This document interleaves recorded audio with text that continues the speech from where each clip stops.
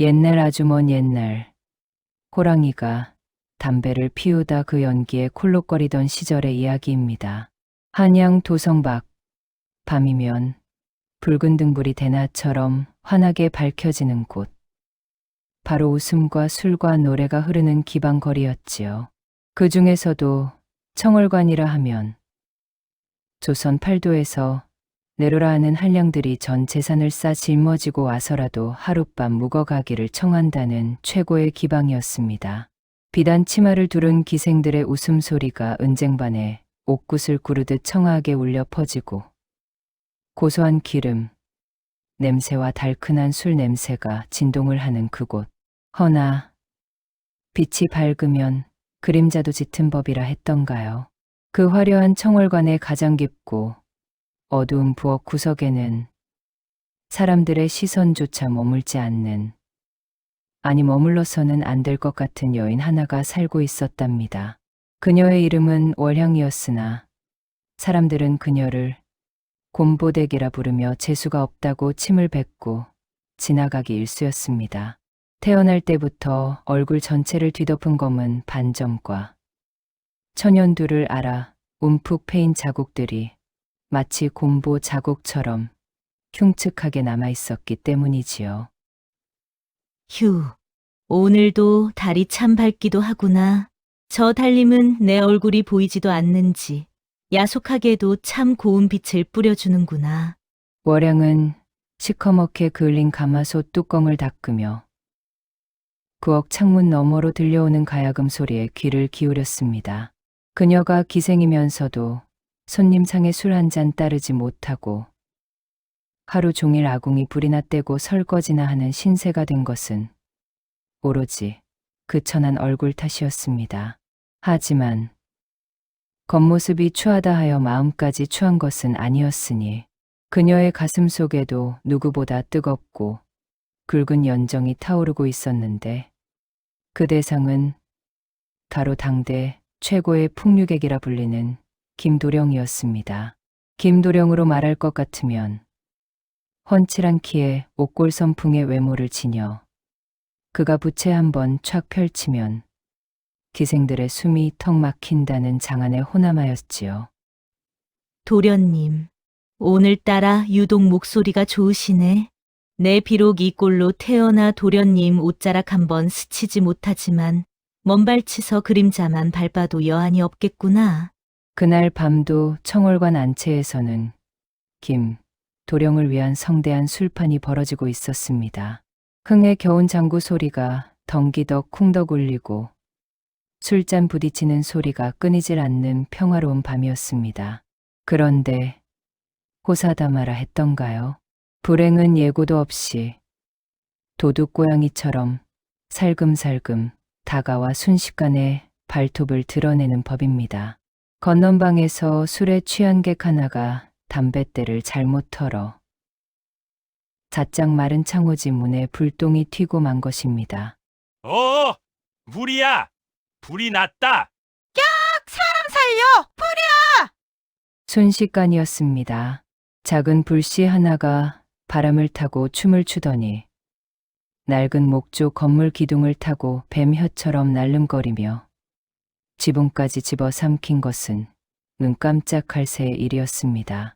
평화롭던 기방은 삽시간에 아비규환의 생지옥으로 변했습니다. 붉은 화마는 마치 굶주린 짐승처럼 입을 벌리고 디단 병풍이며 값비싼 자개장을 닥치는 대로 먹어치웠습니다. 매캐한 연기가 눈을 찌르고 뜨거운 열기가 살갗을 태울 듯 밀려오자 사람들은 너나 할 것 없이 밖으로 뛰쳐나갔습니다. 굴럭, 굴럭. 아이고, 이게 무슨 난리야. 부엌에 있던 월양도 놀라 뛰쳐나왔습니다. 마당은 이미 대피한 사람들로 국세통을 이루고 있었지요. 헌데 아수라장이 된 마당 한복판에서 행수 기생이 발을 동동 구르며 비명을 지르고 있는 것이 아니겠습니까? 아이고, 도련님! 김도령님이 아직 안채에 계신다. 술이 취해 잠이 드셨는데 어쩌면 좋아. 저 불길을 보시오. 지금 들어가면 다 죽소. 이미 늦었소. 시뻘건 불길이 기와지붕을 뚫고 하늘로 치솟고 기둥이 오직근 뚝딱 무너져 내리는 소리가 천둥소리처럼 들려왔습니다. 누구 하나 감히 불 속으로 뛰어들 엄두를 내지 못하고 뒷걸음질만 치고 있을 때였습니다. 도련님이라고? 그 소리를 들은 월양의 심장이 덜컥 내려앉았습니다. 내 목숨보다 귀한 분, 내 평생의 단 하나의 정인인 그분이 저 불길 속에 갇혀 있다니요. 월양은 생각할 겨를도 없이 곁에 있던 물통을 들어 자신의 머리에 들이부었습니다. 비켜라. 비켜. 내 도련님을 구해야 한다. 전염 봐라. 미쳤어. 곰보댁 가지 마라. 다 죽는다. 월양은 치마를 뒤집어 쓰고 불타는 아가리 속으로, 아니 사랑하는 이를 구하기 위해 지옥 불구덩이 속으로 몸을 던졌습니다. 안채로 들어서자 숨을 쉴 때마다 뜨거운 열기가 폐부 깊숙이 파고들어 마치 끓는 물을 들이키는 듯한 고통이 밀려왔습니다. 천장에서는 불붙은 석가래가 비 오듯 쏟아지고 사방이 온통 붉은색뿐이라 어디가 문이고 어디가 벽인지 군간조차 할 수 없었습니다. 도련님, 김도령님, 어디 계십니까? 제 목소리가 들리십니까? 연기 속에 갇혀 한 치 앞도 보이지 않는 상황에서 월양은 바닥을 기어가며 더듬더듬 김도령을 찾았습니다. 그때 희미하게 콜록거리는 소리가 들려왔습니다. 사람 살려. 구석진 곳에 쓰러져 있는 김도령을 발견한 월양은 그를 끌어안고 일으켜 세웠습니다. 도련님, 정신 차리세요. 접니다. 제가 왔습니다. 하지만 이미 정신이 혼미한 김도령은 몸을 가누지 못했습니다. 그때였습니다. 우직근 하는 끔찍한 파열음과 함께 월양의 머리 위로 거대한 불타는 대들보가 무너져 내리기 시작했습니다. 안 돼. 월양은 본능적으로 김도령을 바닥에 밀쳐 눕히고 자신의 등과 온몸으로 그를 덮어 감싸 안았습니다. 콱광 시뻘겋게 달아오른 대들보가 월양의 등을 강타하고 불똥이 튀어 그녀의 얼굴로 쏟아져 내렸습니다. 으악. 살이 타들어가는 끔찍한 고통, 뼈가 으스러지는 듯한 충격이 전신을 강타했습니다. 자신의 얼굴 가죽이 불길에 녹아내리는 소리가 귓가에 들리는 듯했습니다. 하지만 월양은 이를 악물고 비명조차 삼키며 김도령을 꼭 껴안았습니다. 도련님, 부디 사셔야 합니다. 제 얼굴이 다 타버려 제가 된다 해도 도련님만은 지켜드릴 것입니다. 살타는 냄새가 진동하는 그 처참한 불길 속에서 못난이 월양의 사랑은 그 어떤 꽃보다 붉고 처절하게 피어나고 있었습니다. 이것이 바로 훗날 그녀가 겪게 될 잔혹한 배신과 지적 같은 복수극의 서막인 줄은 꿈에도 모른 채 말입니다.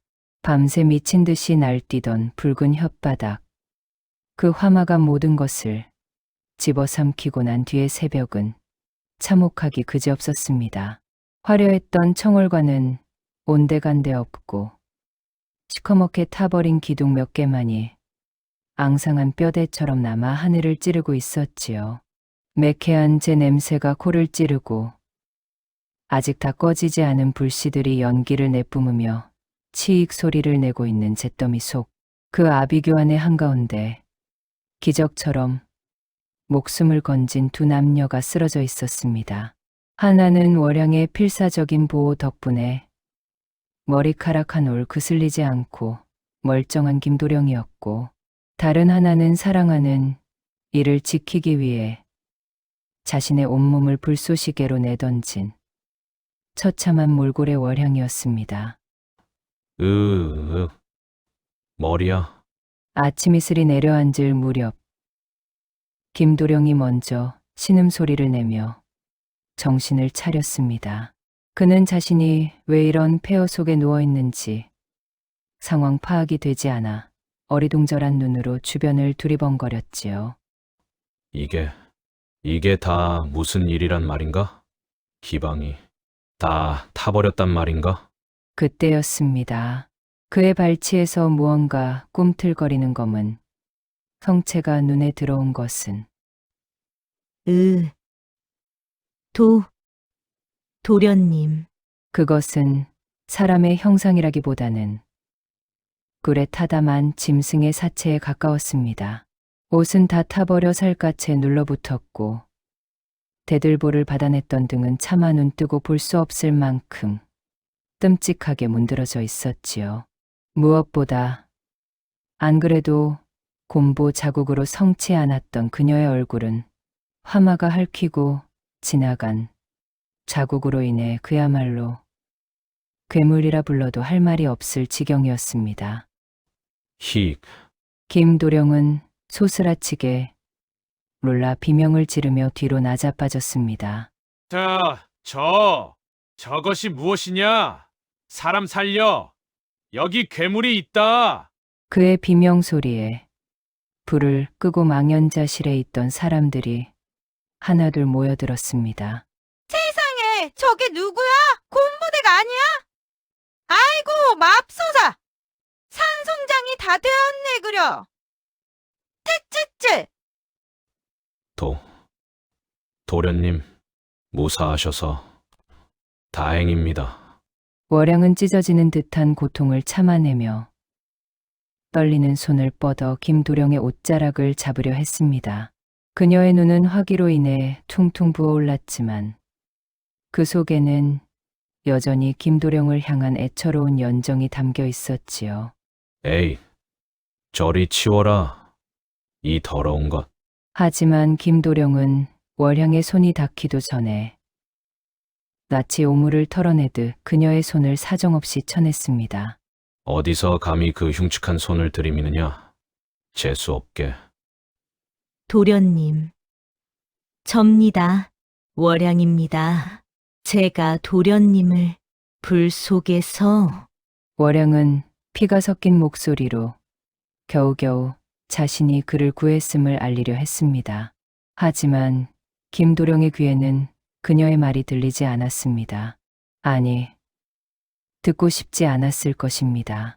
천하의 풍류객 김도령이 저런 흉물스러운 계집의 도움으로 목숨을 건졌다는 사실을 인정하는 순간 자신의 자존심에 금이 갈 테니까요. 시끄럽다. 내년이 나를 구했다고? 지나가던 개가 웃겠구나. 설사 그렇다 한들 그따위 얼굴을 하고 살아남아 내 눈을 더럽히는 죄가 더 크다. 김도령은 부채로 코를 막으며 경멸 가득한 눈빛으로 월양을 내려다보았습니다. 여봐라. 당장 이 흉물을 내 눈앞에서 치워라. 아주 멀리 내다 버리란 말이다. 김도령의 그 한마디는 지난밤 그녀의 몸을 태웠던 불길보다 더 뜨겁고 잔인하게 월양의 가슴을 난도질했습니다. 월양의 입에서 짐승의 울음소리 같은 비명이 터져 나왔습니다. 몸이 타는 고통은 참을 수 있었으나 목숨을 바쳐 사랑한 이에게 철저히 부정당하고 버림받는 고통은 참아낼 수가 없었던 것입니다. 에이구구, 이를 어쩐다! 김도령님 화가 단단히 나셨네.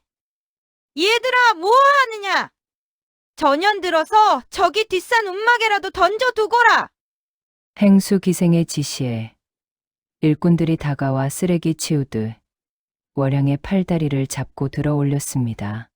도련님, 어찌 저에게 이러십니까? 제가 무엇을 그리 잘못했습니까?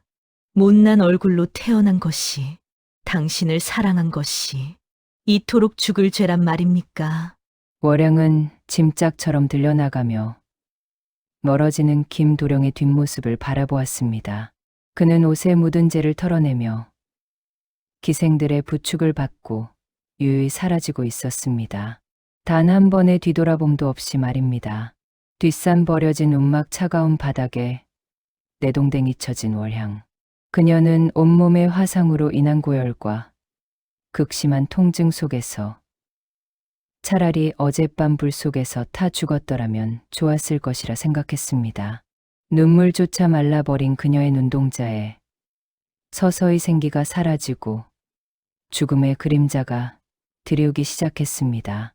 사랑이 깊었던 만큼 그 자리에 들어찬 원한과 도끼는 뼛속 깊이 사무치고 있었으니 과연 이 비참한 여인에게 신은 또 어떤 가혹한 운명을 준비하고 계신 것일까요? 사람들의 발길이 끊긴 뒷산. 짐승들도 피한다는 흉가인 낡은 움막에는 죽음의 냄새가 진동하고 있었습니다. 찬바람이 숭숭 뚫린 벽 틈으로 칼날처럼 들이닥치고 바닥의 집단은 습기를 머금어 축축하기 그지없었지요. 그 차디찬 바닥에 세상에서 가장 비참한 몰골을 한 여인, 월향이 쓰러져 있었습니다. 화마가 핥히고 간 상처는 제대로 치료조차 받지 못해 골마 터지기 시작했고 진물이 흐르는 살점 위로는 파리떼가 윙윙거리고 있었습니다.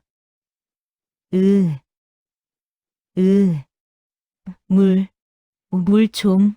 타들어가는 목구멍에서 나오는 소리는 사람의 목소리가 아니라 마치 긁힌 쇠붙이 소리 같았습니다.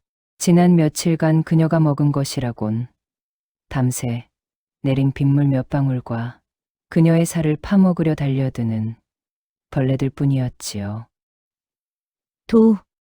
연님, 김도령, 님.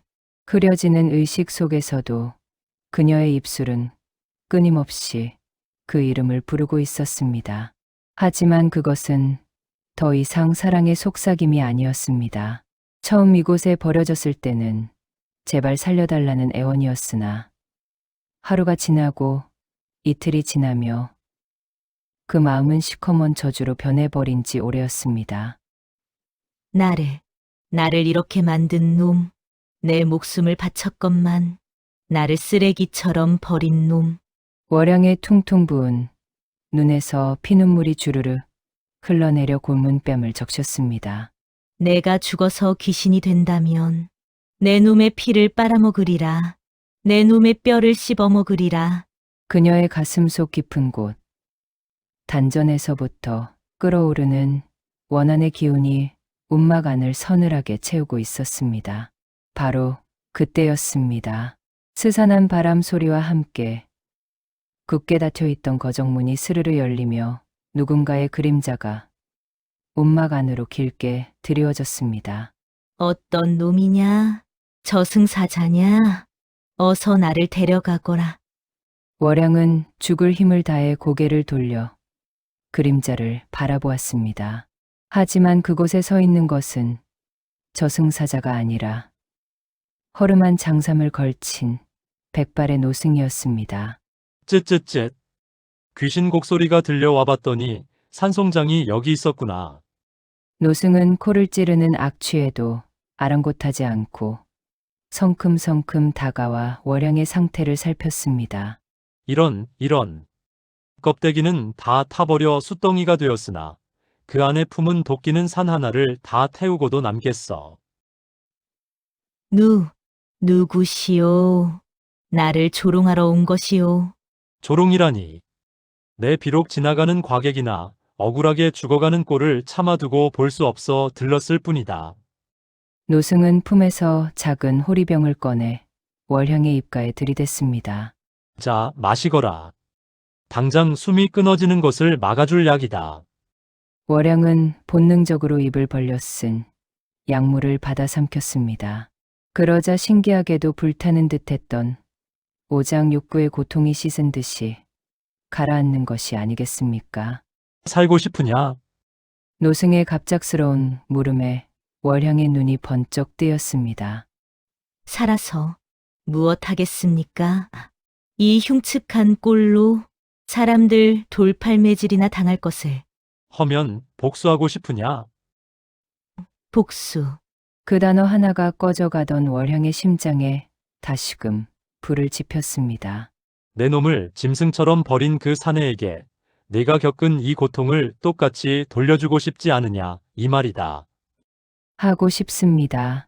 할 수만 있다면 내 영혼이라도 팔겠습니다. 좋다.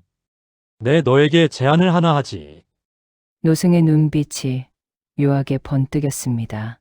나는 뼈를 깎고 살을 기워 새로운 형상을 빚는 환골의 기술을 가진 의원이다. 너의 그 썩어 문드러진 가죽을 벗겨내고 천하일색의 새로운 얼굴을 입혀줄 수 있다. 새로운 얼굴, 그게 정말입니까? 다만 대가가 따른다. 대가라니요? 새 얼굴을 얻는 순간 너는 더 이상 월양으로 살 수 없다. 너의 과거, 너의 이름, 너의 모든 기억을 버려야 할 수도 있다. 그리고 이 술법은 거스르는 명이라 내 수명을 절반이나 깎아먹을 것이다. 그래도 하겠느냐? 월영은 망설이지 않았습니다. 어차피 죽은 목숨, 하루를 살아도 그 사람을 파멸시킬 수 있다면 저는 상관없습니다. 제발 저를 미인으로 만들어 주십시오. 그 사내의 혼을 쏙 빼놓고 심장을 쥐어뜯을 수 있는 절세 미녀로 만들어 주십시오. 월양의 처절한 절규가 움막을 뒤흔들었습니다. 좋다. 그 도끼 마음에 드는구나. 오늘 밤 너는 죽고 다시 태어날 것이다. 노승은 지팡이로 바닥을 내리치며 주문을 외우기 시작했습니다. 자, 이제 눈을 감거라. 고통은 찰나이나 그 열매는 달콤할 것이니. 월양이 눈을 감자 움막 안이 기이한 푸른 빛으로 가득 차오르기 시작했습니다. 그것은 흉측한 곰보댁 월양이 세상에서 사라지고 복수의 화신이 태어나는 서막이었습니다. 살이 찢어지고 뼈가 다시 맞춰지는 끔찍한 고통 속에서도 월양은 비명을 지르지 않았습니다. 오로지 김도령, 그자의 파멸된 얼굴만을 상상하며 이를 악물고 견뎌냈습니다. 과연 긴긴 밤이 지나고 동이 트면 이 움막에서는 어떤 존재가 걸어 나오게 될까요?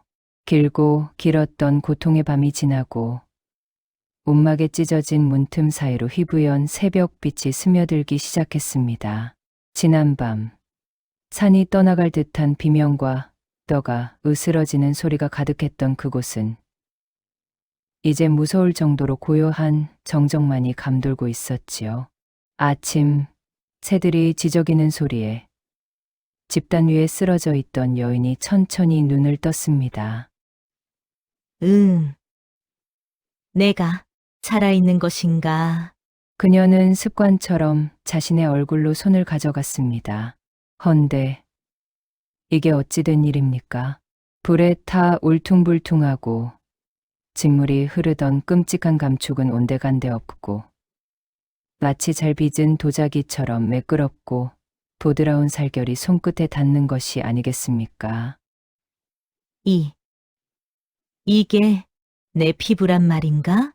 그녀는 벌떡 몸을 일으켰습니다. 온몸을 휘감았던 극심한 통증도 뼈를 깎는 듯한 아픔도 씻은 듯이 사라지고 몸은 깃털처럼 가벼웠습니다. 일어났느냐? 구석에 앉아 졸고 있던 노승이 눈을 뜨며 툭 하고 무언가를 던져주었습니다. 자, 보거라. 네가 그토록 원하던 대가다. 노승이 던져준 것은 손바닥만한 청동 거울이었습니다. 월양은 떨리는 손으로 거울을 집어 들었습니다. 참아볼 용기가 나지 않아 한참을 망설이다 천천히 거울 속을 들여다보았습니다. 헉, 거울 속에는 낯선 여인이 들어 있었습니다. 밤하늘에 별을 박아놓은 듯 명롱하게 빛나는 눈동자, 오뚝한 콧날, 앵두같이 붉은 입술, 그리고 잡티 하나 없이 눈부시게 하얀 피부. 그것은 사람이 아니라 하늘에서 내려온 선녀라 해도 믿을 만큼 완벽한 절세미녀의 얼굴이었습니다. 이게 정말 접니까? 제가 정말 이렇게 되었단 말입니까? 월양은 자신의 볼을 꼬집어 보고 눈을 깜빡여 보았습니다. 거울 속의 미녀도 똑같이 볼을 꼬집고 눈을 깜빡였지요. 아, 세상에. 어찌 이런 기적이. 기쁨의 눈물이 주르륵 흘러내렸지만 그 눈물조차도 아름다워 보일 지경이었습니다. 기뻐하기엔 아직 이르다. 노승이 차가운 목소리로 찬물을 끼얹었습니다. 내가 말했지 않느냐. 그 얼굴은 공짜가 아니라고. 너는 이제 예전의 월양이 아니다. 내 목소리, 내 걸음걸이, 내 눈빛까지 모든 것을 바꾸어야 한다. 그래야만 그 사내를 완벽하게 속이고 파멸시킬 수 있을 테니까. 예, 명심하겠습니다. 월양은 거울을 내려놓고 노승 앞에 납작 엎드려 절을 올렸습니다. 제 평생의 소원을 들어주셨으니 이 은혜를 어찌 갚아야 할지 모르겠습니다. 은혜는 무슨? 나는 그저 내 수명을 담보로 재주를 부렸을 뿐이다. 이제 하산하거라. 가서 네가 품은 그 도끼를 마음껏 뿜어내거라. 다만 명심해라. 사랑에 눈이 멀어 복수를 그르치는 순간 그 얼굴은 다시 녹아내려 예전의 괴물로 돌아갈 것이다.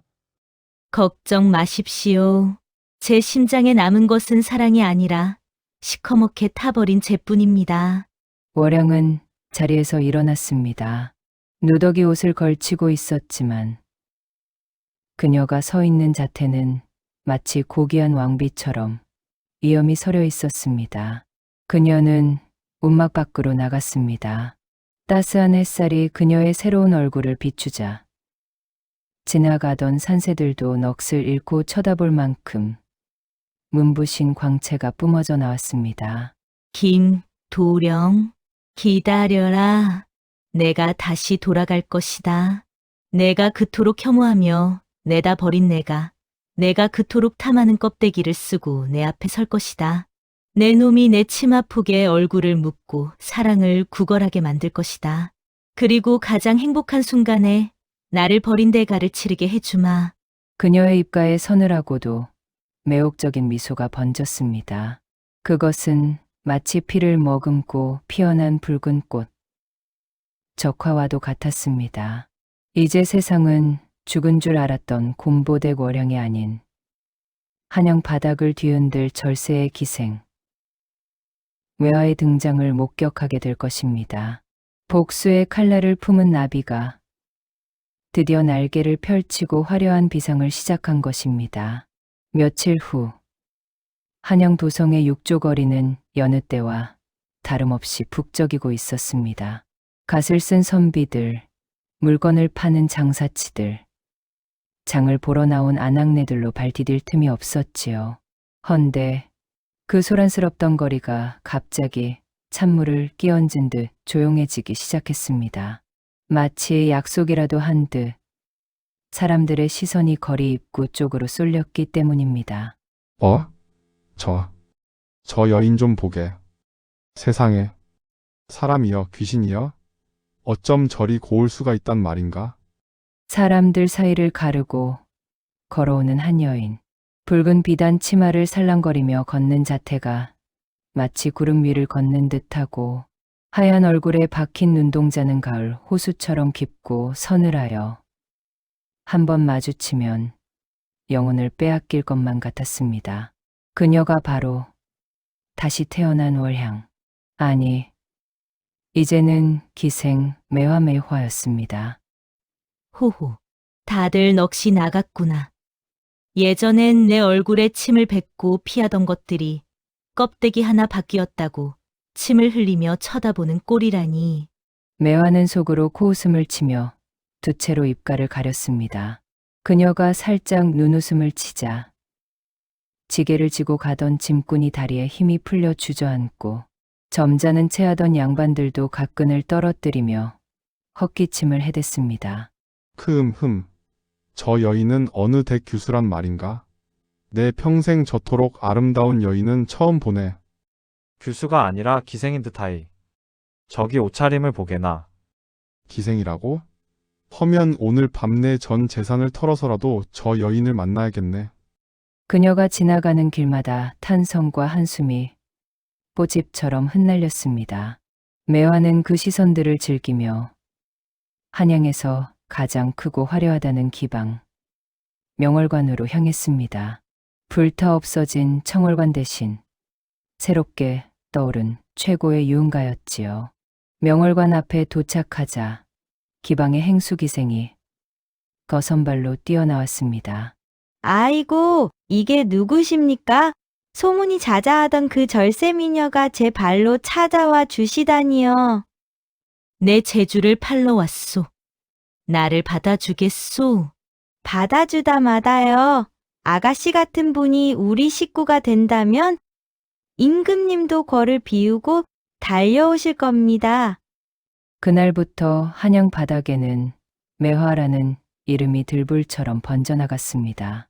그녀의 웃음 한번 보려고 줄을 선 사내들이 명월관 대문에서부터 십리 밖까지 이어졌고 그녀의 술 한 잔 값은 금덩이와 맞먹을 정도로 치솟았습니다. 하지만 매화는 그 누구에게도 쉽게 곁을 내주지 않았습니다. 그녀가 기다리는 먹잇감은 오직 단 한 명뿐이었으니까요. 김도령. 소문은 바람을 타고 내 귀에도 들어갔겠지. 천하의 색을 밝히는 내 놈이 이 소문을 듣고도 가만히 있을 리가 없지. 어서 오거라. 내 친히 지옥문을 열어 환영해 줄 테니. 그리고 며칠 뒤 드디어 그토록 기다리던 소식이 들려왔습니다. 아씨, 매화 아씨. 큰일 났습니다. 아니, 경사 났습니다. 무슨 일이냐? 호들갑 떨지 말고 말해보거라. 저기, 그 유명한 진사댁 아드님. 김도령님이 아씨를 뵙겠다고 찾아오셨습니다. 거울 앞에서 화장을 고치던 매화의 손이 딱 멈추었습니다. 왔구나. 거울 속의 매화가 붉은 입술을 비틀어 섬뜩한 미소를 지었습니다. 심장이 쿵쿵 뛰었지만 그것은 설렘이 아니라 끓어오르는 살이었습니다. 들라 하라. 아주 정성껏 모실 테니. 드디어 죽음의 문턱에서 돌아온 여인과 그녀를 버린 비정한 사내의 재회. 과연 김도령은 눈앞의 절세미녀가 자신이 불 속에 버리고 온 그 곰보댁이라는 사실을 꿈에도 상상이나 할 수 있을까요? 드르륵. 문이 열리고 김도령이 방 안으로 들어섰습니다. 방 안에는 은은한 매화 향기가 가득 차 있어 숨을 들이마시는 순간 정신이 아찔해질 정도였지요. 얇은 비단 가림막 뒤로 한 여인의 고운 실루엣이 그림자처럼 비치고 있었습니다. 내 소문을 듣고 찾아온 김진사댁 자제요. 그대가 매화인가? 김도령이 헛기침하며 점잖은 척 말을 건넸지만 목소리는 기대감으로 잔뜩 떨리고 있었습니다. 오셨습니까, 도련님. 가림막 뒤에서 들려온 목소리는 옥구슬이 굴러가는 듯 맑고 청아했습니다. 이윽고 하얀 손이 가림막을 걷어내자 드디어 매화의 얼굴이 드러났습니다. 헉, 김도령은 숨 쉬는 것도 잊은 채 입을 딱 벌리고 굳어버렸습니다. 눈앞에 있는 여인은 자신이 상상했던 것보다 100배, 아니 1000배는 더 아름다웠기 때문입니다. 세상에, 이것이 사람의 미모란 말인가? 달 속의 항아가 내려와도 이보다 곱지는 못할 것이다. 도련님, 어찌 그리 멍하니 서 계십니까? 제가 마음에 들지 않으시는지요? 매화가 짐짓 수줍은 듯 고개를 숙이며 눕자 김도령은 화들짝 놀라 손사래를 쳤습니다. 아니다. 마음에 안 들다니. 내 평생 이토록 아름다운 여인은 처음 보았소.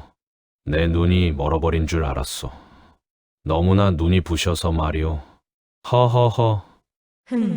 주둥이 놀리는 솜씨는 여전하구나. 그 혓바닥으로 나를 죽음으로 몰아넣었지. 매화는 속으로 코웃음을 치며 김도령에게 자리를 권했습니다.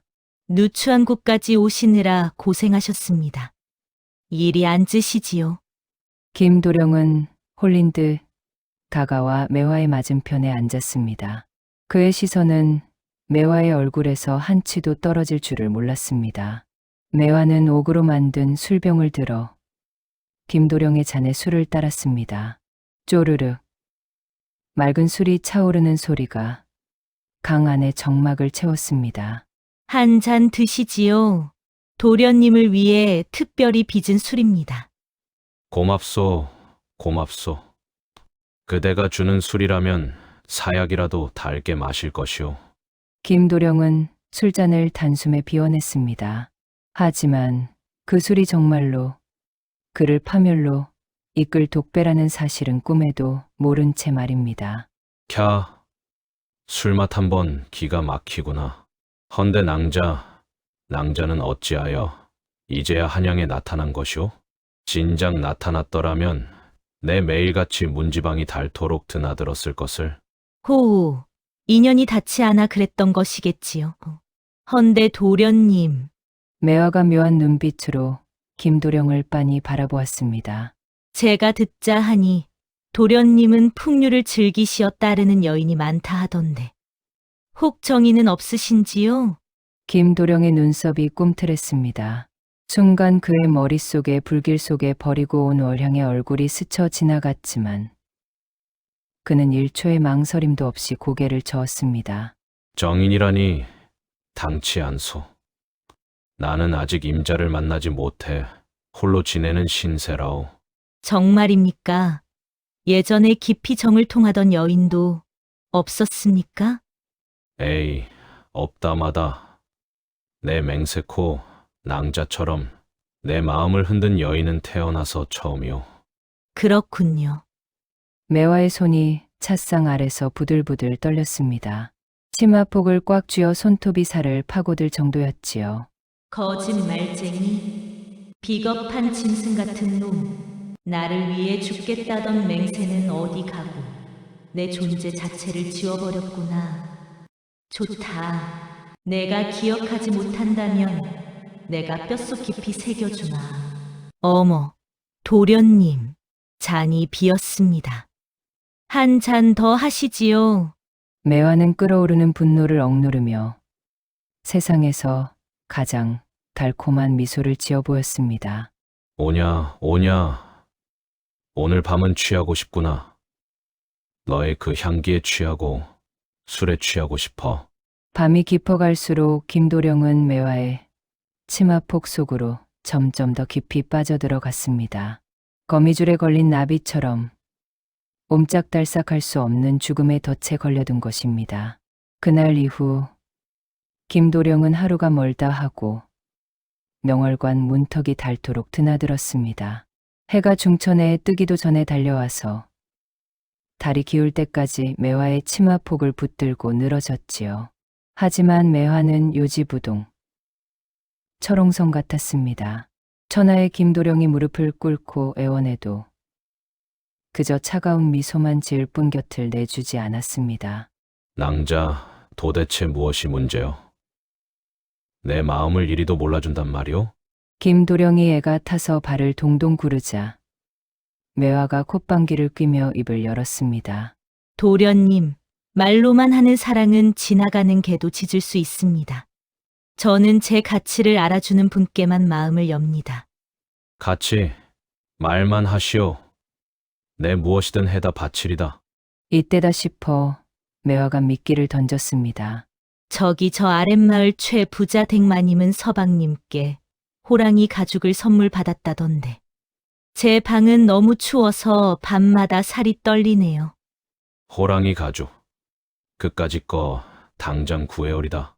김도령은 그 길로 달려나가 시전 상인들을 닥달해 조선 팔도에서 제일 귀하다는 백호 가죽을 구해다가 매화의 방에 깔아주었습니다.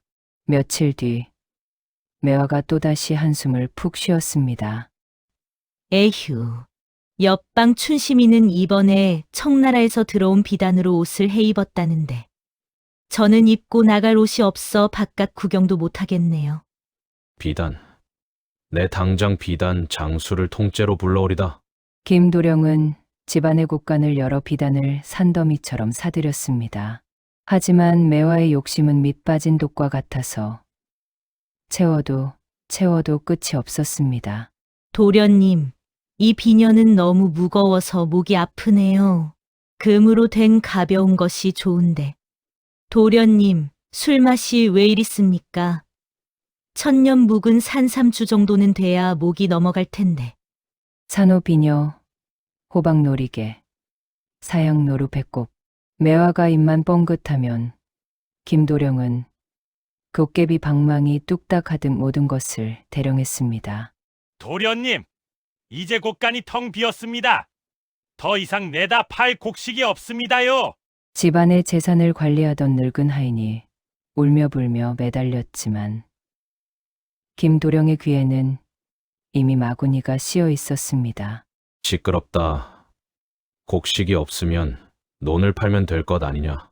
아이고, 도련님. 그 노는 돌아가신 대감마님께서 물려주신 문전옥답입니다. 그것만은 절대 아니 되옵니다. 이놈이 감히 당장 팔아오지 못할까.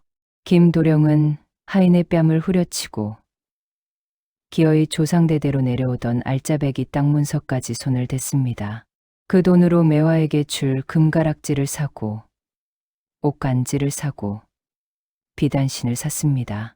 그러는 사이 김 진사댁의 기둥뿌리는 서서히 하지만 확실하게 뽑혀나가고 있었지요. 그래, 더 써라.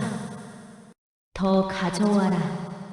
내 집안이 거덜나고 내 놈이 알거지가 될 때까지 내가 내 몸에 불을 질러 뺏어간 내 인생, 그 값어치를 치르려면 아직 멀었다. 어느 날 밤 술에 거나하게 취한 김도령이 매화의 손을 잡으며 물었습니다. 낭자, 이제 내 정성이 보이지 않소? 내 집안의 땅까지 팔아 그대에게 바쳤소. 이제 제발 그대의 마음을 내게 주시오. 오늘 밤은 제발 나를 외면하지 마시오. 김도령의 눈은 욕망과 집착으로 시뻘겋게 충혈되어 있었습니다. 매화는 부채 뒤로 서늘한 미소를 숨기며 드디어 결정적인 한 방을 날릴 준비를 했습니다. 도련님, 정성이 지극하시니 제 마음도 조금 흔들리는군요. 허나 아직 하나가 부족합니다. 부족하다고? 무엇이 더 필요하단 말이오? 내 심장이라도 꺼내 주리까? 심장까지는 필요 없고 제가 평생을 기생으로 살 수는 없지 않겠습니까? 저를 이 지긋지긋한 기적에서 빼내 주십시오. 저를 양인의 신분으로 만들어 주신다면 그때는 도련님의 여자가 되어 드리리다. 뭐라고? 면천을 시켜달라고? 김도령의 술이 확 깼습니다. 기생의 몸값을 지불하고 기적에서 빼내는 일. 이른바 머리를 올려주는 일은 땅 몇 마지기 파는 것과는 차원이 다른 거금이 드는 일이었기 때문입니다. 그것은 곧 김도령의 남은 전 재산과 집까지 팔아야 한다는 뜻이었습니다. 그것은 싫으십니까? 싫으시면 관두시지요. 저를 면천시켜 주겠다는 사내는 도련님 말고도 줄을 섰으니까요. 옆 고을 최진사댁 아드님도 내일 오시기로 했는데. 아니다. 안 된다. 절대 안 돼. 다른 사내에게 매화를 뺏긴다는 생각에 김도령은 이성을 잃었습니다. 하겠소. 내 당장 집을 팔아서라도 낭자를 구해내겠소. 그러니 약조하시오. 그 일만 해결되면 낭자는 영원히 나의 것이 되는 것이오. 호호, 물론이지요. 도련님이 저를 구해주시는데 제가 어찌 도련님을 배신하겠습니까? 영원히 너의 것이 되어주지. 내가 피눈물을 흘리며 죽는 그 순간까지 저승까지 쫓아가서 괴롭혀 줄 테니. 드디어 김도령은 돌아올 수 없는 강을 건너고 말았습니다. 사랑이라는 이름에 덫에 걸려 제 손으로 집안을 말아먹는 불효자식이 된 것입니다.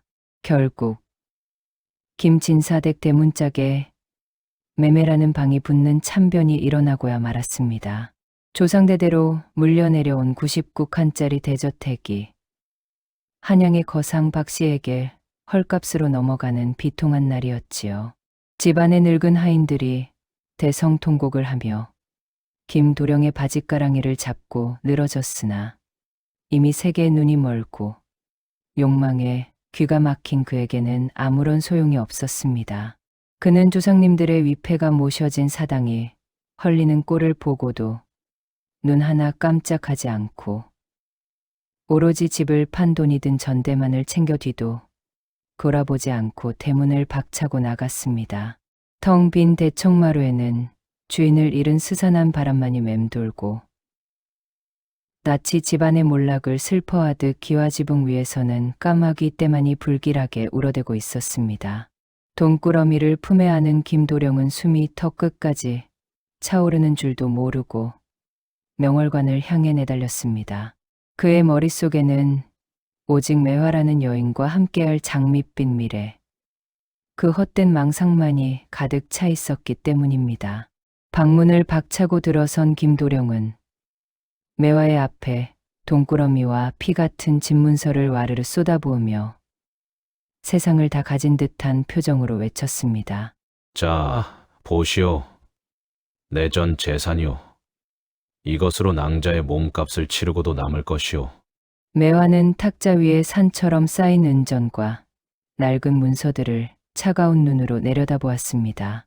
그것은 한 가문의 유구한 역사이자 김도령의 부모가 평생을 바쳐 지켜온 피와 땀의 결정체였으나 이제는 기생의 놀이개값이 되어버린 처참한 유산이었습니다.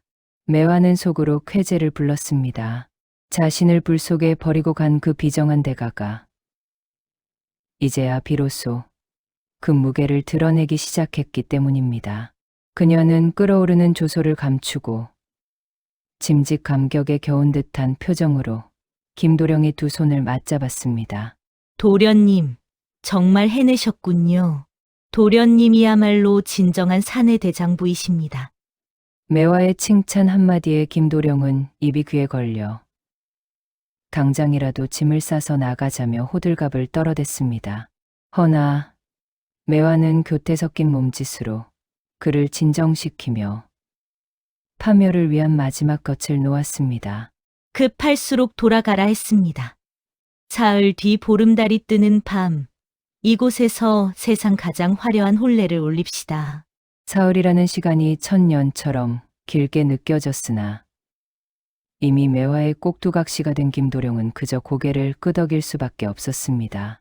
빈털터리가 되어 명월관을 나선 김도령은 갈 곳이 없어 싸구려 주막의 헛간으로 기어들어 갔습니다. 찬바람이 숭숭 들어오는 집단 속에 파묻혀 덜덜 떨면서도 그는 사흘 뒤에 있을 첫날 밤을 상상하며 실성한 사람처럼 희죽희죽 웃음을 흘렸습니다. 반면 명월관의 가장 깊고 은밀한 방에서는 매화가 김도령이 가져온 집문서를 촛불에 태우고 있었습니다.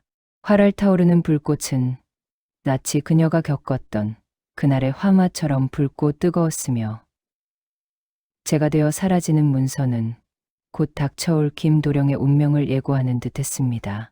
매화는 타들어가는 불꽃을 바라보며 가까울 사흘 뒤의 밤이 김도령에게는 지옥의 시작이 될 것임을 맹세하고 또 맹세했습니다.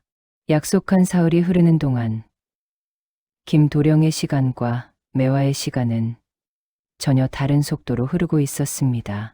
김도령에게 사흘은 천년의 고행과도 같았습니다. 가진 돈을 모두 털어 매화에게 바친 탓에 그는 주막에서 사 먹을 국밥 한 그릇값조차 없었지요. 결국 그는 주막 뒷방 헛간의 지푸라기 속에 몸을 구겨 넣고 지들이 파먹다 남긴 고구마 껍질을 주워 먹으며 허기를 달래야 했습니다. 차가운 밤바람이 구멍 숭숭 뚫린 벽 틈으로 칼날처럼 들이닥쳐 살점을 도려내는 듯했으나 그는 추위조차 느끼지 못하는 사람 같았습니다. 지나가던 주막집 개가 그를 보고 지저대고 동네 꼬마들이 돌을 던지며 미친 거지라고 놀려대도 그는 허허실실 웃을 뿐이었습니다. 짖어라. 마음껏 짖어. 내일이면 나는 천하절색 매화의 서방님이 될 몸이다. 그는 품속에 몰래 숨겨둔 매화가 줬던 낡은 손수건 한 장을 꺼내 볼에 비비며 퀭한 눈을 번뜩였습니다. 굶주림에 눈이 쑥 들어가고 입술은 터져 티딱지가 앉았지만 그의 머릿속은 온통 첫날 밤의 활락으로 가득 차 이미 이성을 상실한 지 오래였던 것입니다. 반면 명월관의 가장 깊은 안채에서는 서늘한 침묵만이 감돌고 있었습니다. 매화는 혼례 준비를 서두르는 행수기생을 물리치고 홀로 방에 앉아 긴장된 시간을 보내고 있었습니다. 그녀의 앞에는 화려한 혼례복 대신 과거 화마가 휩쓸고 갔던 그날 밤처럼 붉은 촛불만이 일렁이고 있었지요. 그녀는 거울 속에 비친 자신의 아름다운 얼굴을 어루만졌습니다. 껍데기는 천하일색의 미녀로 바뀌었으나 그 눈동자 깊은 곳에는 여전히 불에 타 죽어가던 곰보댁 월양의 원한이 시퍼렇게 살아 숨쉬고 있었습니다. 드디어 내일이구나. 김도령 부디 살아서 오거라. 얼어 죽지 말고 기어오거라. 매화는 촛불 심지를 가위로 툭 하고 잘라냈습니다. 툭 떨어지는 불똥이 마치 김도령의 목숨줄과도 같아 보였습니다. 드디어 약속한 사흘째 밤, 보름달이 둥실 떠올랐습니다. 김도령은 주막집 수도가에서 얼음장 같은 물로 대충 얼굴을 씻고 다 해진 갓을 머리에 썼습니다. 누가 봐도 영락 없는 거지의 꼴이었으나 그는 마치 어사화를 쓴 장원급제자처럼 위풍당당하게 명월관을 향해 발걸음을 옮겼습니다. 저 멀리 명월관의 홍사초롱 불빛이 보이자 그의 심장은 터질 듯이 노동치기 시작했습니다. 매화야, 내 사랑, 서방님이 간다. 그것이 지옥으로 들어가는 입구인 줄은 꿈에도 모른 채 불나방은 제 스스로 타오르는 불길을 향해 뛰어들고 있었던 것입니다. 드디어 약속한 시각, 명월관의 대문이 열렸습니다. 김도령은 심장이 터질 것 같은 설렘을 안고 대문 안으로 발을 들여놓았습니다. 헌데 이상한 일이었습니다. 세상에서 가장 화려한 혼례를 준비하겠다던 약조와 달리 기방마당은 쥐 죽은 듯 고요했고 그 흔한 청사초롱 하나 밝혀져 있지 않았습니다. 하객은커녕 개미 새끼 한 마리 보이지 않는 적막강산. 오직 찬바람만이 휑한 마당을 휩쓸고 지나갈 뿐이었지요. 보통 사람이라면 등골이 오싹해져 발길을 돌렸을 터이나 이미 망상에 사로잡힌 김도령의 눈에는 그 어둠조차 둘만의 오붓한 시간을 위한 배려로 보였습니다. 오, 역시 내 사랑 매화로다. 시끄러운 하객들 다 물리치고 오직 우리 둘만의 밤을 준비했구나. 김도령은 덩실덩실 춤이라도 출 듯한 걸음걸이로 안채를 향해 성큼성큼 걸어 들어갔습니다.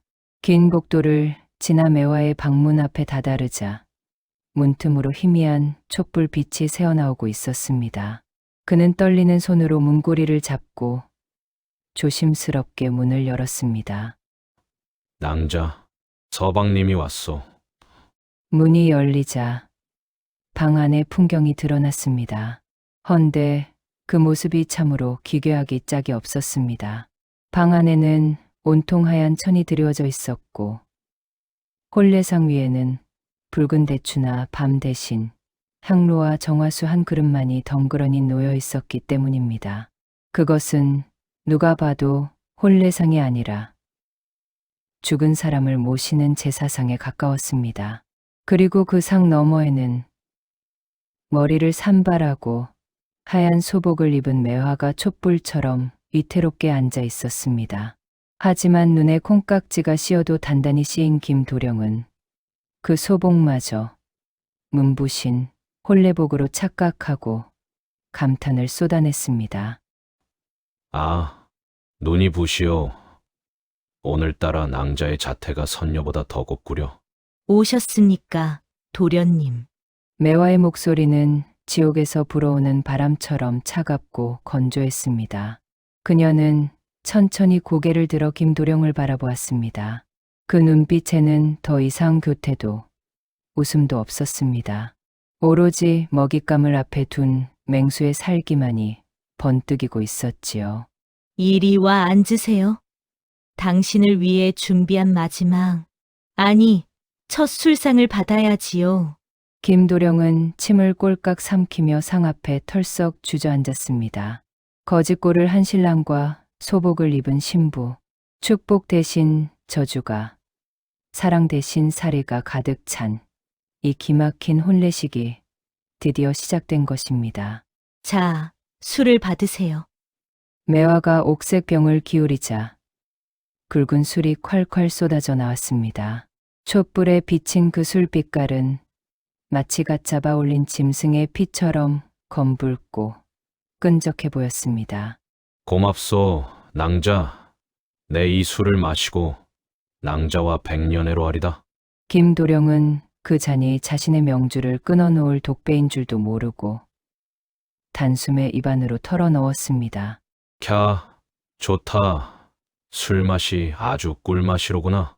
김도령이 빈잔을 내려놓으며 해벌쭉 웃자 매화가 입꼬리를 비틀어 기괴한 미소를 지었습니다. 좋으십니까? 그 술이 정말 꿀맛입니까? 아며, 낭자가 주는 것이라면 뽕물이라도 달게 마실.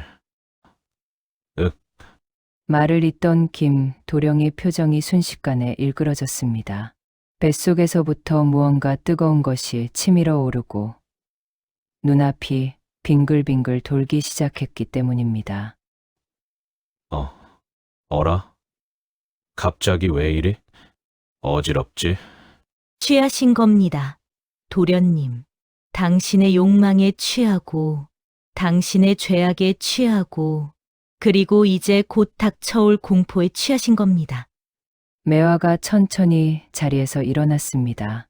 그녀의 그림자가 벽면 가득히 커지며 마치 김도령을 집어삼킬 듯한 거대한 괴물의 형상으로 변해가고 있었습니다. 쿵 하는 둔탁한 소리와 함께 천하의 김도령이 바닥으로 고꾸라졌습니다. 뱃속에 들어간 붉은 술이 마치 수천 마리의 독사가 되어 혈관을 타고 흐르는 듯 온몸의 감각이 마비되고 혀가 굳어말 한마디 제대로 나오지 않았습니다. 눈앞의 세상이 팽이처럼 빙글빙글 돌고 천장에 매달린 하얀 소복 자락들이 마치 유령처럼 춤을 추며 그를 조롱하는 듯 보였습니다.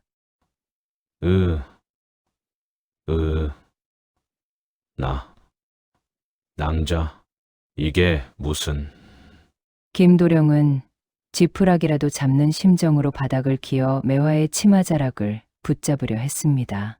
하지만 매화는 잡힐 듯 잡히지 않게 한 걸음 뒤로 물러서며 쓰러진 그를 차갑게 내려다볼 뿐이었습니다. 그녀의 발밑 그림자가 촛불에 일렁이며 김도령의 몸을 시커멓게 덮쳐 눌렀습니다. 흐릿해지는 김도령의 시야 속에서 아름답던 매화의 얼굴이 기괴하게 비틀리기 시작했습니다. 백옥 같던 피부가 촛농처럼 녹아내리고 앵두 같던 입술이 찢어진 상처처럼 벌어지는 환각이 보인 것입니다. 도련님, 왜 그러십니까? 매화의 목소리가 동굴 속 울림처럼 웅웅거리며 귓가를 때렸습니다. 첫날 밤을 치르기도 전에 벌써 지치신 겁니까? 아니면 제가 무서우신 겁니까? 김도령은 공포에 질려 고개를 저으려 했으나 목 근육조차 말을 듣지 않았습니다. 그는 본능적으로 깨달았습니다. 자신이 마신 것이 사랑의 술이 아니라 죽음으로 가는 독배였음을. 그리고 눈앞에 이 아름다운 여인이 사실은 자신을 파멸시키기 위해 지옥에서 기어 올라온 악귀였음을. 똑똑히 보십시오, 도련님. 매화가 촛대를 들어 자신의 얼굴 가까이 들이댔습니다. 붉은 촛불이 그녀의 눈동자를 비추자 그 속에서 시퍼런 원한의 불꽃이 타오르는 것이 보였습니다. 정말 모르시겠습니까? 이 눈을, 이 목소리를, 당신이 그토록 잔인하게 짓밟았던 그 여인을. 헉. 순간 김도령의 머릿속에 벼락 같은 기억이 스치고 지나갔습니다. 화마가 휩쓸고 간 잿더미 속 자신을 구하고 만신창이가 되어 쓰러져 있던 곰보댁 월향. 괴물이라 부르며 그 손을 뿌리치고 산짐승 먹이로 던져버리라 명했던 자신의 잔혹했던 과거가 주마등처럼 스쳐 지나간 것입니다. 설마 하는 생각이 그의 심장을 조여왔습니다. 월향. 겨우겨우 쥐어짜낸 그 이름에 매화의 얼굴에 섬뜩한 미소가 번졌습니다. 그래, 이제야 알아보는구나. 그 한마디는 김도령에게 사형 선고와도 같았습니다. 천하일색의 기생매화가 자신이 죽인 줄만 알았던 그 춤을 월향이었다니. 김도령은 믿을 수 없는 현실 앞에 정신이 붕괴되는 듯한 충격을 받았습니다. 그는 비명을 지르고 싶었으나 마비된 목구멍에서는 바람 빠지는 소리만이 새어나올 뿐이었습니다.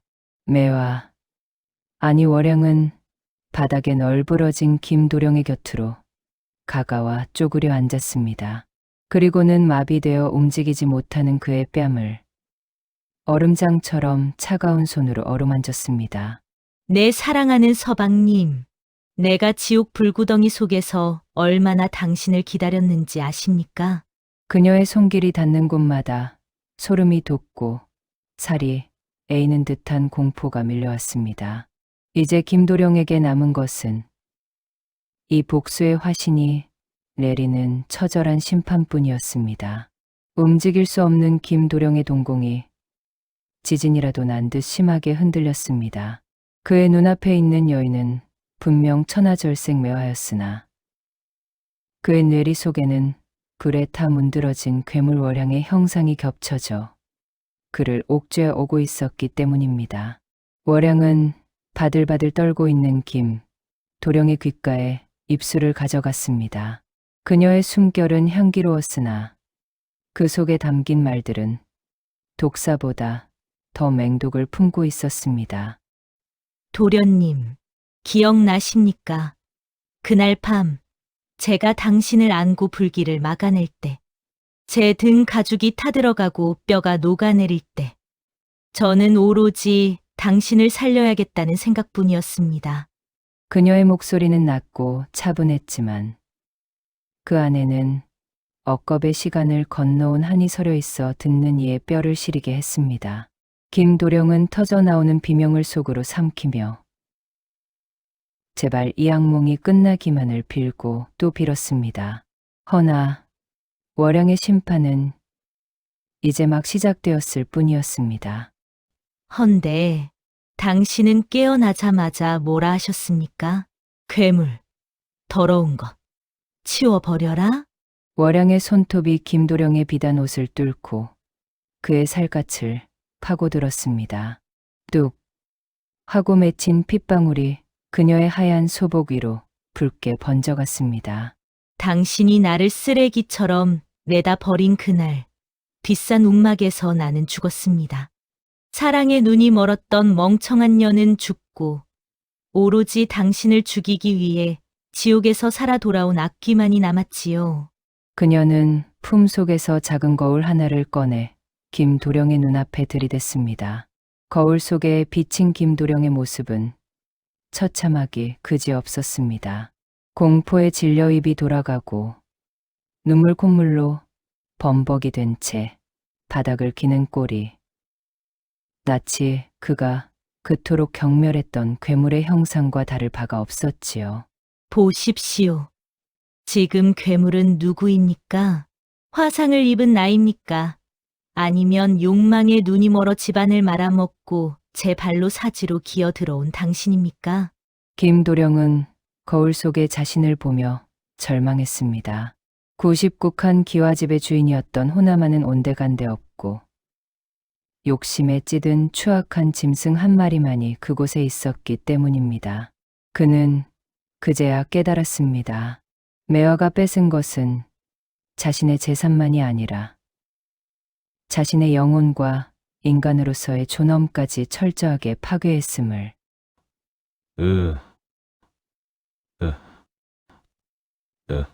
살려달라는 애원조차 나오지 않는 목구멍에서 짐승 같은 신음소리만 새어나왔습니다. 월양은 그런 그를 보며 싸늘하게 웃었습니다. 그것은 승리의 미소가 아니라 너무나도 허무하고 슬픈 눈물 같은 미소였습니다. 걱정 마십시오, 서방님. 아직 죽이지는 않습니다. 이대로 죽여버리면 너무나 편안하지 않겠습니까? 당신이 내게 주었던 고통, 그 1000분의 1도 돌려받지 못했는데. 월양은 자리에서 일어나 촛불 하나를 집어 들었습니다. 일렁이는 불꽃 그림자가 방 안을 가득 채운 하얀 천 위로 춤을 추며 가까울 비극적인 최후를 예고하고 있었습니다. 그녀는 김도령을 향해 이 생에서의 마지막 자비를 베풀 듯 나직하게 속삭였습니다. 오늘 밤은 깁니다. 당신이 가진 모든 것을 잃고 가장 비참한 밑바닥을 기어다니는 꼴을 내 두 눈으로 똑똑히 지켜볼 것입니다.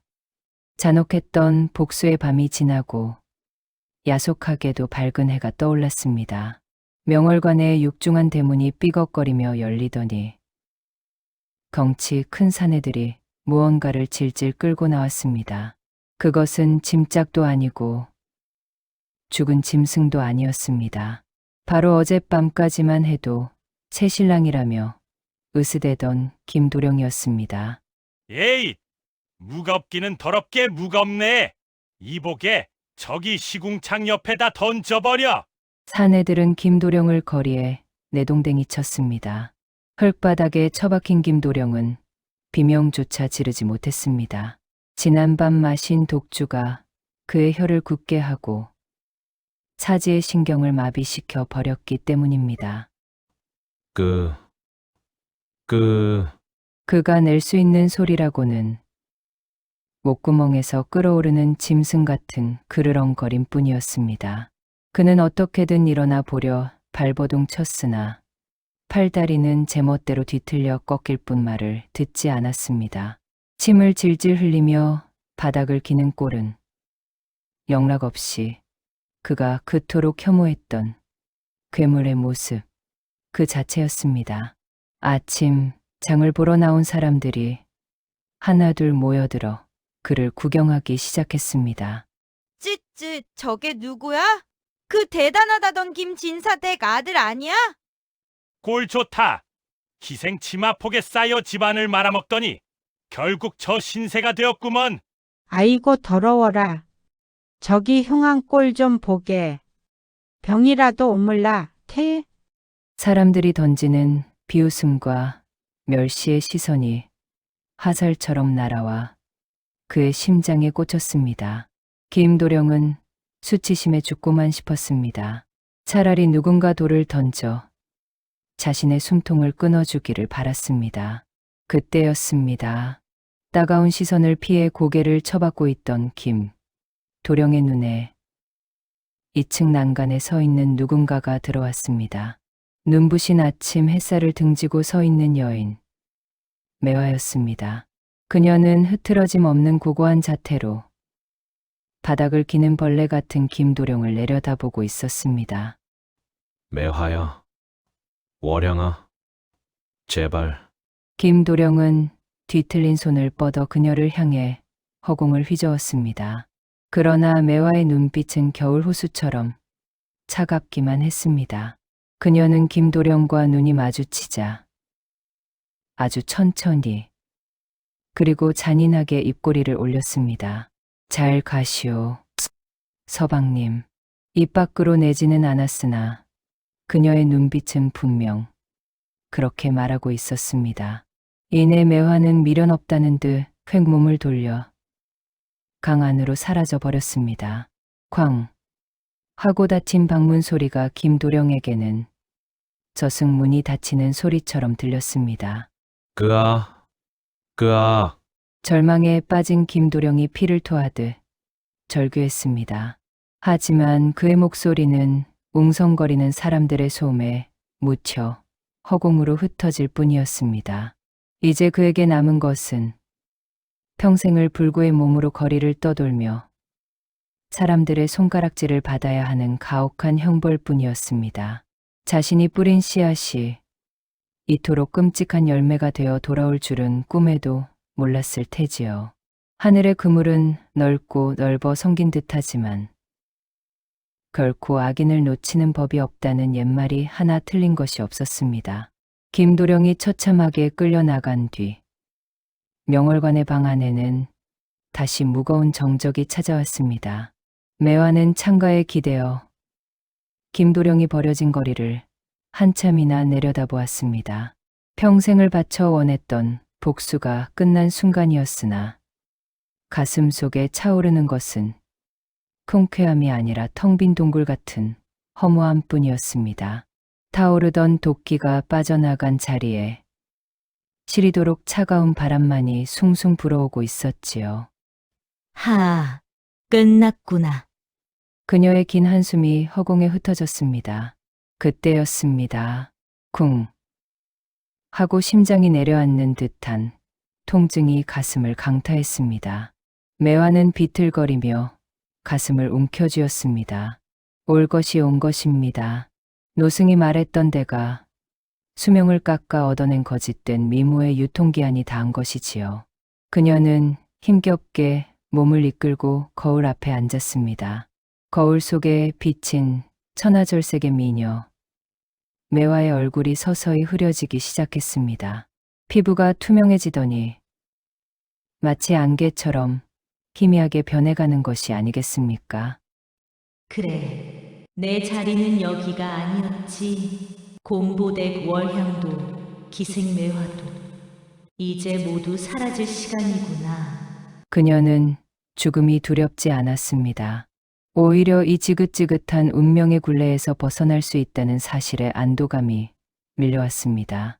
사랑에 배신당하고 화마에 타죽을 뻔하고 복귀를 위해 영혼까지 팔아야 했던 기구한 삶. 이제 그 무거운 짐을 내려놓을 때가 된 것입니다. 매화의 손끝에서부터 붉은 빛이 감돌기 시작하더니 찰점이 하나둘 붉은 꽃잎으로 변해 흩날리기 시작했습니다. 뼈를 깎는 고통도 없었습니다. 그저 봄눈 녹듯 바람에 실려가는 구름처럼 가볍고 평온한 느낌뿐이었습니다. 방 안은 어느새 그녀의 몸에서 피어난 붉은 매화 꽃잎으로 가득 찼습니다. 도련님, 부디 그 몸으로 오래오래 사십시오. 살아서 내가 없는 세상의 고통을 뼈저리게 느끼며 평생을 속죄하며 사십시오. 그것은 그녀가 남긴 마지막 저주이자 슬픈 작별 인사였습니다. 열린 창문 틈으로 한 줄기 바람이 휙 불어왔습니다. 그러자 방 안에 가득했던 꽃잎들이 회오리치며 창밖으로 솟구쳐 올랐습니다. 잠시 후 바람이 잦아든 방 안에는 아무도 없었습니다. 그토록 아름다웠던 여인, 한양 바닥을 뒤흔들었던 절세 기생매화는 머리카락 한 올 남기지 않고 호련히 사라져 버렸습니다. 남은 것은 오직 바닥에 떨어진 옥색 술잔 하나와 코끝을 맴도는 은은한 매화 향기뿐이었습니다. 마치 처음부터 세상에 존재하지 않았던 한바탕 봄꿈처럼 말입니다. 매화가 바람이 되어 사라진 후 강산이 몇 번이나 바뀌는 세월이 흘렀습니다. 한양 사람들 사이에서는 기묘한 전설이 하나 전해져 내려오게 되었지요. 보름달이 뜨는 밤이면 옛 명월관 터에서 붉은 꽃잎이 눈처럼 흩날리고 어디선가 여인의 구슬픈 울음소리가 들려온다는 이야기였습니다. 사람들은 그 여인을 매화 부인이라 부르며 그녀의 원혼을 달래기 위해 향을 피우기도 했습니다. 그리고 그 전설의 한 구석에는 짐승처럼 거리를 기어 다니는 한 미치광이 늙은이의 이야기도 함께 섞여 있었습니다. 얼레리 꼴레리 곰배파리 거지 영감 또 땅바닥을 기어가네. 동네 아이들이 돌을 던지면 늙은 거지는 뒤틀린 사지를 이끌고 허겁지겁 도망치기 바빴습니다. 백발이 성성하고 이가 다 빠진 그 흉측한 노인이 바로 한때 한영을 호령하던 김 진사댁의 귀한 아들 김도령이었습니다. 그는 지난 수십 년간 단 하루도 편히 잠들지 못했습니다. 눈을 감으면 불에 타 일그러진 월향의 얼굴이 보이고 눈을 뜨면 자신을 경멸하던 매화의 차가운 미소가 눈앞에 아른거렸기 때문입니다. 매화야, 월양아, 잘못했다. 내가 잘못했어. 그는 비가 오나 눈이 오나 허공에 대고 빌고 또 빌었습니다. 허나 돌아오는 것은 사람들의 발길질과 차가운 멸시뿐. 그 어디에도 구원은 없었습니다. 유독 눈이 많이 내리던 어느 겨울날이었습니다. 김도령은 추위와 배고픔을 견디다 못해 마을 어귀의 앙상한 나무 아래 웅크리고 앉았습니다. 뼛속까지 파고드는 한기에 의식이 가물가물해질 무렵 그의 눈에 기이한 광경이 들어왔습니다. 앙상하게 말라 죽은 줄 알았던 그 고목나무 가지 끝에서 붉은 꽃봉오리가 톡 하고 터지는 것이 아니겠습니까? 저것은 매화. 꽃.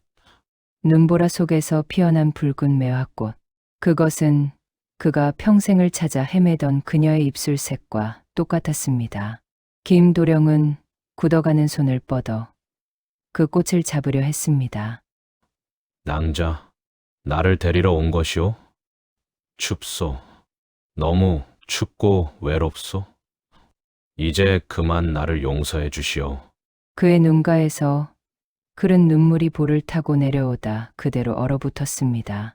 마지막 순간 그는 보았습니다. 붉은 꽃잎들이 흩날리며 자신을 따스하게 감싸 안는 환상을 말입니다. 그것이 용서였는지 아니면 마지막 형벌이었는지는 아무도 알 수 없었습니다. 다음 날 아침, 마을 사람들은 나무 아래서 동사한 늙은 거지를 발견했습니다. 쯧쯧, 결국 저렇게 갈 것을. 욕심이 사람을 잡아먹었구먼. 사람들은 혀를 찼지만 거적을 덮어주는 이는 아무도 없었습니다. 다만 밤새 내린 하얀 눈과 붉은 매화 꽃잎만이 그의 초라한 시신을 소복하게 덮어주고 있었지요.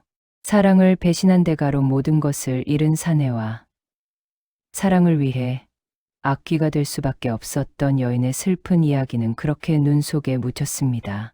세월은 무심히 흘러 흔적을 지우지만 인과응보의 준엄한 법도는 영원히 남아 사람들의 입에서 입으로 전해질 것입니다. 봄이 오면 어김없이 피어나는 저 붉은 매화꽃처럼 말입니다.